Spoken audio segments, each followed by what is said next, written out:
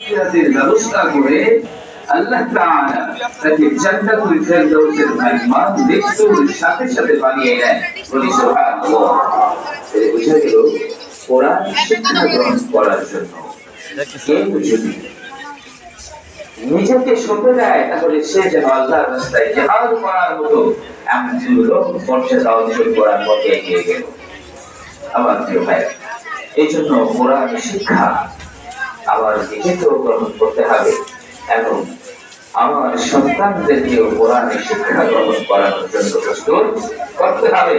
এটা দুনিয়াতেও সম্মানের বিষয় এবং আখিরাতেও সম্মানের বিষয়।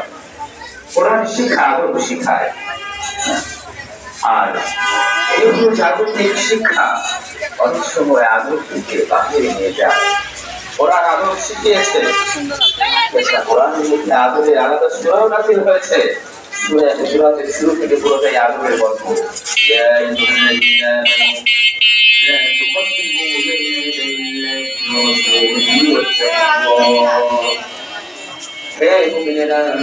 উপরের লাইনটা আর বুঝবো না, ঠিক আছে? উপরের লাইনটা বুঝবো না কালকের মতো। আল্লাহ তাআলার পক্ষ থেকে কোনো কথা যদি তোমাদের সামনে চলে আসে, আল্লাহ রাসূলের পক্ষ থেকে কোনো কথা যদি তোমাদের সামনে চলে আসে, আলামিন তখন তোমরা ওই কথা আগে যাওয়া আলোচনার ওই কথাকে অতিক্রম করার, ওই কথাকে লঙ্ঘন করার কোনো সাহস করো না। উপরের লাইনটা আর বুঝবো না, ঠিক আছে?